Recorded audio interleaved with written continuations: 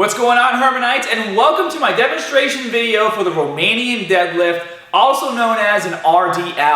Now the reason why we're going to do this exercise is a lot of you guys are probably doing things like seated leg curls or prone leg curls, and what's so great about a Romanian deadlift is you're working all your hip extensors, so your hamstrings and your glutes. Now just to give you kind of a visual, when you're doing a leg curl, all you're really doing is this, so you're just hitting that hamstring.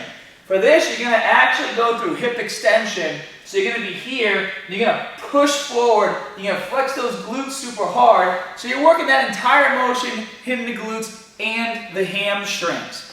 Another great thing about this exercise when you compare it to something like a stiff-legged deadlift is the probability of herniating discs in your spine is a lot lower because you're not going to go into a spinal flexion, which is basically when you're in this position, which is where you would be when doing a stiff-legged deadlift. And as I said earlier, because you're working your full hip extension, this exercise is really going to help improve your lifts and your powerlifting movements, such as your squats or your deadlifts, because you are actually going through full hip extension. Now, for this exercise, there are some key points I want you guys to keep in mind while doing it. First things first, you want to maintain a neutral spine. So you want to have your head up and your chin somewhat tucked in. You don't want to be like this, but you want to be nice and straight. I'm going to stand sideways for you guys. You are going to have some scapular retraction, so you're going to bring those shoulder blades back. You don't want to bring them up and back. You want to bring them down and back, just like this, okay? And you're also going to want to make sure that when you get down to your hips and your lower back, that you're going to have an extension of the spine. So you're not going to be like this, you're going to be like that, okay? You're going to stick your butt out a little bit.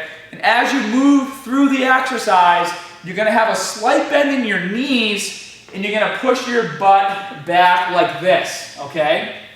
So just like this.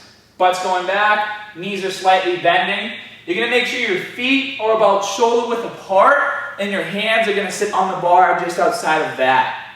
Now before we get started with the weight, I want to grab a PVC pipe. And I recommend you guys do this as well. If you don't have a PVC pipe, you can find something light, or, you don't even need to hold anything in your hands. I'm just going to for demonstrational purposes. You want to make sure you're doing this exercise properly, especially when you start doing it with weight, because you don't want to injure yourself. There's going to be a point while doing this exercise that if you start to go too low, your back is going to start to go into flexion, and you can risk hurting yourself. So you're going to grab the bar, just like this, hold it outside of your feet, all those key points we just talked about, and I want you guys just to practice sticking your butt back and going down, bending your knees, and you really want to feel that stretch through your hamstrings when you're doing this, okay? So stick that butt back as far as you can. Now watch my back if I start to go too low. I'm still good here, I'm still good here. When I get to about here, you notice I start to go into flexion. So right about there, my back starts to curve over, okay? So that's what you don't want to do. So the point for me to go down is about mid-shin, and that's where I can stay my strongest and not risk flexion. You also want to make sure that your shoulders don't start to droop either, because that's not good. And what the drooping is, when you get down to here, they start to fall. And when they start to fall, it's like a domino effect. Everything's going to crumble. My back's going to crumble, I'm going to bend over, and then I start getting into that stiff-legged deadlift position, okay? So keep all those things in mind. We're now going to use some weight and do the exercise. One trick that I like to do when I do my Romanian deadlifts is I actually like to deadlift the weight up into the starting position. If you have a rack that you can grab it off of, that's great. If you're coming off the floor, you don't have that opportunity available to you, you can go right into a deadlift. So I'm going to set myself up,